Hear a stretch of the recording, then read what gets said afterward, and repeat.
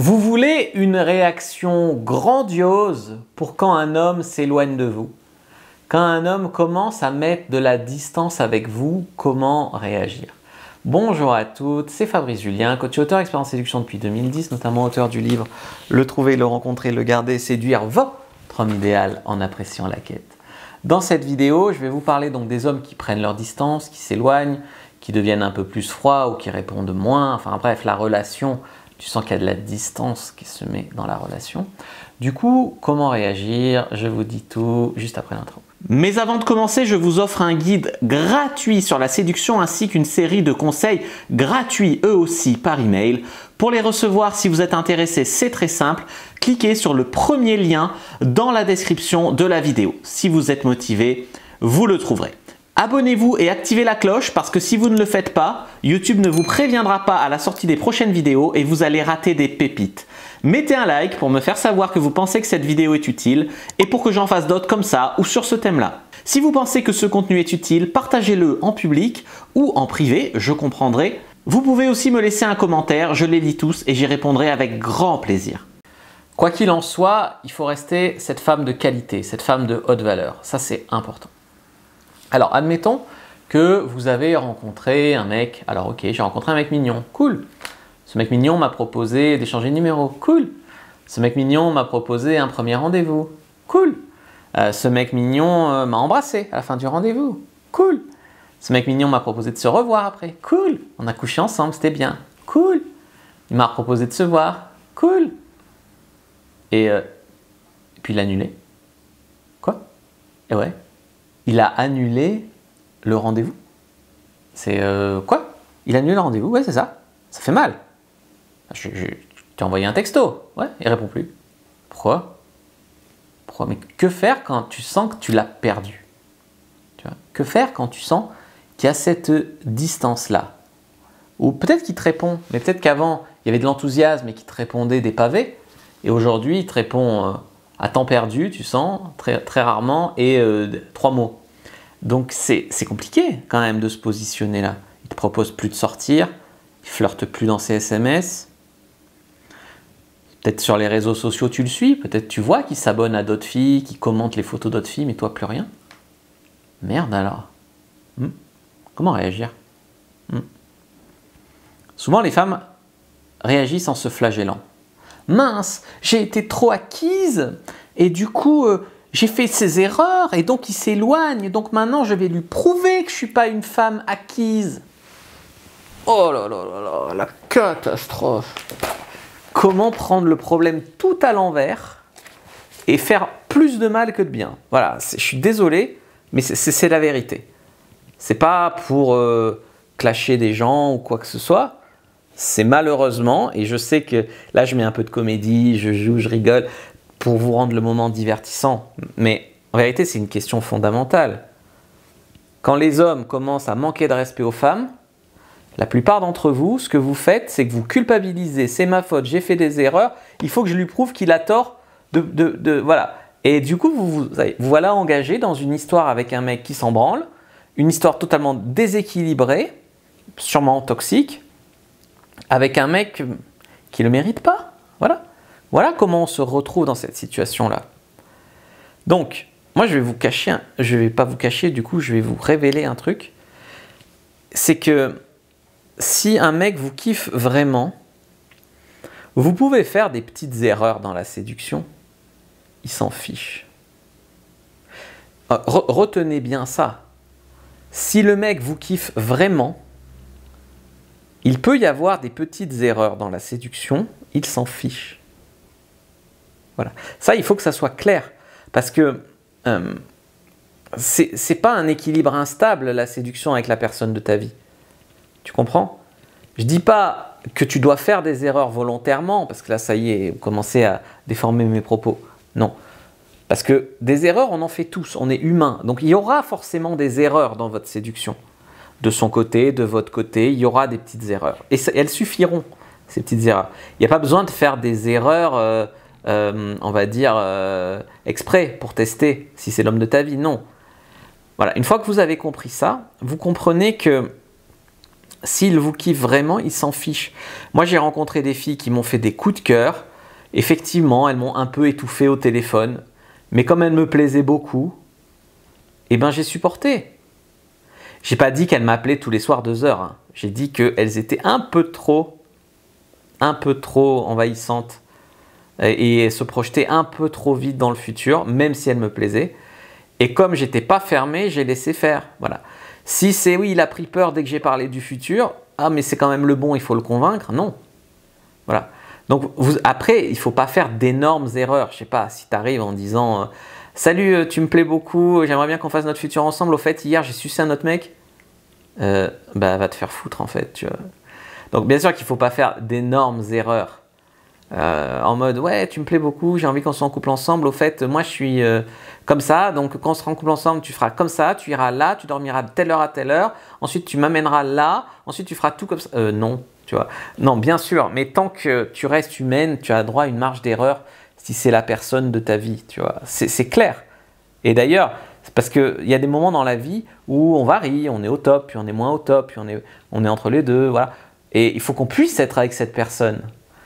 Tu te dis, ouais, il faut que je sois au top pour avoir ce mec au top et que notre relation soit au top, mais c'est pas la vraie vie, ça. Si tu es au top, tu peux faire une plus-value, trouver un mec super bien, mais il y a peut-être un moment où voilà, vous allez vous amuser ensemble, mais ça ne va pas aller plus loin. Donc le moment où c'est le bon, on va dire, on ne sait pas s'il y a une seule âme sœur, on va dire, un bon, et ben du coup, c'est censé marcher avec une marge d'erreur, voilà. Son intérêt, il n'est pas censé varier du tout au tout non plus. C'est-à-dire que, ok, il peut avoir des moments où il est occupé, des moments où il est malade, des moments où, voilà, son intérêt peut osciller légèrement. Des moments où il est plus enthousiaste, envoie plus de messages, puis des moments où il en envoie moins. Mais ça ne doit pas être du tout au tout. Ça ne doit pas être 2 semaines sans message, puis « Ah, j'ai trop pensé à toi, viens, on se voit ». Ça, c'est pas possible. Ça, c'est pas l'homme de ta vie, ça, tu vois. D'accord. Donc, une fois qu'on a compris ça, que faire? Donc, la première chose, ta première réaction, c'est de travailler sur toi. Comment? Mais travailler sur moi. Moi, je veux juste rencontrer un homme, je ne veux pas travailler sur moi. Désolé, ça marche comme ça. Donc, si tu dois travailler sur toi, tu devrais avoir une vie un peu plus occupée. C'est-à-dire, pas toujours attendre d'avoir de ces news, pas à chaque fois que tu rencontres un mec, espérer que c'est l'homme de ta vie. C'est-à-dire avoir une vie un peu plus active, où tu es un peu plus la tête prise, le corps pris aussi, c'est-à-dire que tu fais du sport par exemple, et également tu fais quand même des rencontres. C'est parce que si tu rencontres un mec par an, ça peut être un mec odieux, tu vas avoir l'impression que tu joues ta destinée sur ce mec. Si tu rencontres un mec par mois, déjà un peu moins. Puis si tu rencontres un mec par semaine, encore moins. Puis alors si tu rencontres 3 mecs par semaine, bah là tu sens que finalement tu as le choix. Tu vois. Donc ouais. Donc ça c'est important. Donc parfois il faut faire attendre le mec. C'est-à-dire que si tu lui laisses pas la place de te montrer son intérêt, par exemple, c'est toujours toi qui envoies le premier message, tu ne sauras jamais s'il te l'aurait envoyé.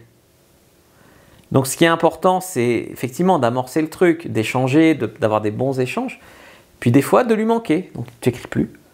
Et si tu vois, si lui, il ne peut pas se passer du manque de ta présence, et donc il écrit, c'est qu'il est accroché. Et s'il s'en branle de ne pas avoir de nouvelles de toi pendant 15 jours, c'est qu'il n'est pas accroché.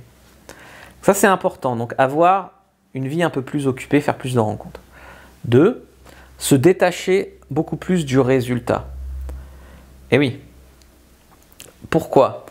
Parce que souvent, vous rencontrez un homme et vous dites « il faut qu'il pense à moi, il faut qu'il tombe amoureux de moi, il faut que ça marche avec lui ». Non, il faut lâcher beaucoup plus prise. C'est-à-dire que oui, le bon, ça marchera et le pas bon, ça ne marchera pas. Et souvent, vous forcez des gens à vous aimer alors que ce n'était pas fait pour marcher entre vous. Du coup, ça marche 6 mois, puis c'est quand même problématique, puis finalement, ça ne marche plus. Et voilà, il y a un certain lâcher-prise à avoir et on ne force pas les gens à ressentir des choses pour soi. Et je le répète, si c'est la bonne personne, eh ben, ça va aller dans le bon sens, même s'il y a des petites erreurs ici et là. Et ça, c'est la vérité.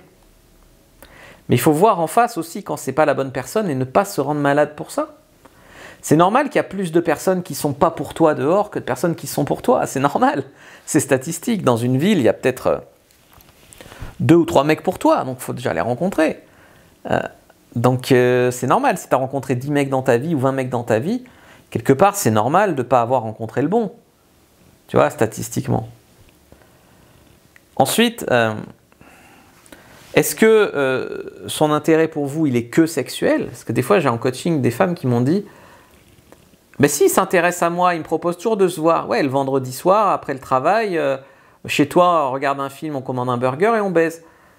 Et puis le samedi matin, chacun rentre chez soi et on reprend nos vies. Ouais, certes, c'est un intérêt pour toi, mais ça, c'est un intérêt uniquement sexuel. Tu comprends? Donc ça, c'est important de le faire s'investir, de comprendre la différence entre l'intérêt sexuel, et je crache pas dessus, parce que si vous aviez un couple sans sexe, un couple où le mec ne s'intéressait pas du tout à vous de manière sexuelle, vous marronneriez aussi. Donc finalement, oui, il ne faut pas cracher sur l'intérêt sexuel. Beaucoup de femmes disent parce qu'il si, il faut un intérêt sexuel, mais il ne faut pas que ça. Donc, que disent ces actions? Par exemple, si c'est toujours vous qui allez chez lui, par exemple, vous habitez à 50 km l'un de l'autre, c'est toujours vous qui vous déplacez. Est-ce qu'il est prêt, lui, à se déplacer pour venir chez vous une fois? Ce qui serait plus confortable pour vous et également permettrait de tester si c'est parce que vous faites les efforts que ça tient ou s'il a envie que ça tienne au point de faire quelques efforts lui aussi. Ça, c'est clair qu'il faut regarder ça. Ensuite, tu vois, est-ce qu'il vous a déjà envoyé un signal comme quoi il était OK pour un futur avec vous? Ça, c'est important. Parce que souvent, vous allez vous faire des films parce que vous allez voir ce que vous voulez voir et ne pas voir ce que vous voulez ne pas voir. Vous voyez ce que je veux dire? Donc, au final, un mec, par exemple, vous allez lui dire « Ah ben, plus tard, peut-être on se mariera, on aura des enfants. » Il va dire « Et sinon, tu veux quoi comme pizza ?» Et du coup, toi, tu as envie d'entendre qu'il a dit oui, donc tu entends le mais en fait, il n'a pas répondu, il n'a pas joué le jeu, il n'a pas projeté plus que ça, et voilà. Donc, il faut vraiment voir s'il y a des projections dans le futur qui se font. Ça, c'est clair. Donc, ce que tu peux faire, ah oui, ça rejoint aussi le fait de ne pas être needy. Par exemple, si tu rencontres un mec qui te plaît et que tu lui dis « Ah, c'était trop bien ce soir, j'espère vraiment qu'on se reverra, que je t'ai plu. » Ça, c'est vachement needy. Mais par contre, si tu lui dis ah ben c'était sympa ce petit rendez-vous, peut-être qu'on se reverra. C'est pas needy, tu vois. Donc, elle a même dire les choses, mais pas dire les choses de manière needy.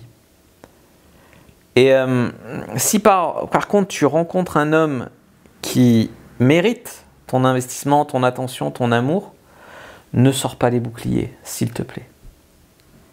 S'il te plaît. Parce que je vois des femmes qui tombent sur des gros connards et qui sont perméables à tout, qui se laissent traiter comme des merdes. Puis après, elles vont rencontrer un mec pas trop mal, respectueux. Puis là, elles vont être méfiantes, distantes, froides, arrogantes. Du coup, après, qu'elles ne s'étonnent pas d'être dans des relations de merde, tu vois. Donc, si un mec mérite ton investissement, est un mec bien et te plaît un minimum, bien sûr, ne mets pas les boucliers. Mets les boucliers, les limites, les standards sur les mecs qui sont irrespectueux. Et si tu sens que le mec ne mérite pas ton investissement, en fait, que ce soit en temps, en argent, en pensée, en énergie, en tout, pourquoi tu te fais du mal avec cette histoire? Ce mec s'éloigne, tu sens que c'est pas... Tu essayes peut-être de rationaliser en disant « Ah, peut-être qu'il est occupé au travail en ce moment, mais t'en es même pas convaincu toi-même. » Pourquoi tu te fais du mal comme ça? Voilà. Donc fais plus de rencontres et une vie plus occupée. Détache-toi un peu plus du résultat. Tu joues pas ta vie sur chaque rencontre.